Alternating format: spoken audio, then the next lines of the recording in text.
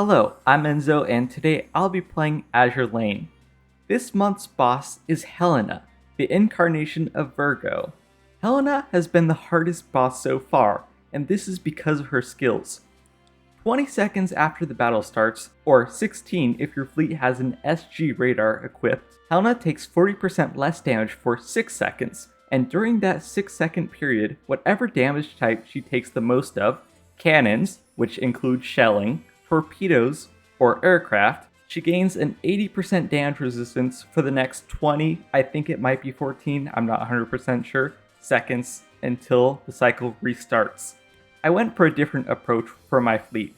Because Helena is light armored, like San Diego last month, I thought I could just reuse that fleet. I was very wrong. After a lot of testing, I learned that battleships and even high explosive and guided missile destroyers are practically useless in this battle.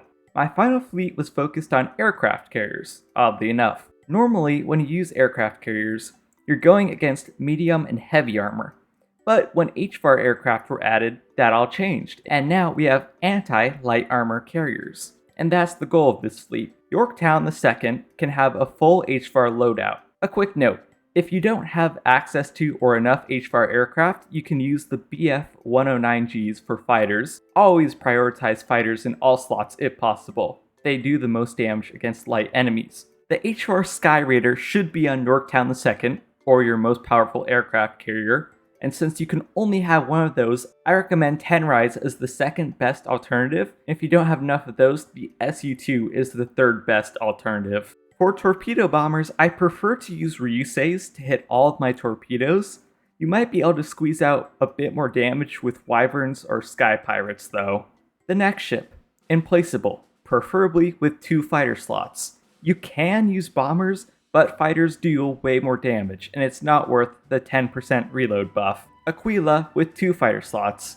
You might be tempted to go bombers for the preload, but it's also not worth it, especially considering fighters, of course, deal more damage to light enemies, but it also gives her the ability to heal your fleet, which is insanely useful.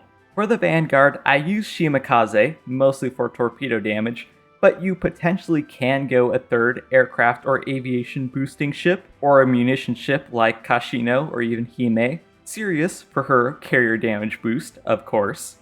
The new Iris light cruiser gun is one of the best light cruiser guns against light armor enemies, and since it's high explosive, it can also deal burn damage. And of course Kazagumo, my favorite aircraft carrier boosting ship. Her amazing torpedo damage also helps out a lot. I'm going to skip most of the battle to keep the video short, but here's the simple loop.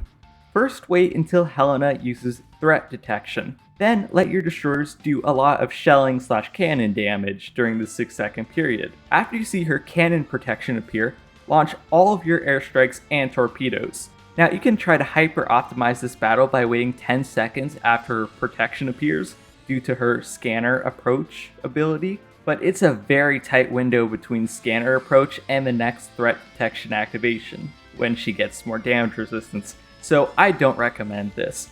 And even when not using a hyper optimized tactic, I finished the battle with 2 minutes left. Now I know this sounds crazy, but this is the best fleet I've found so far. It wasn't a perfect run, but I was 4 seconds quicker than my last attempt. Other ships you can use.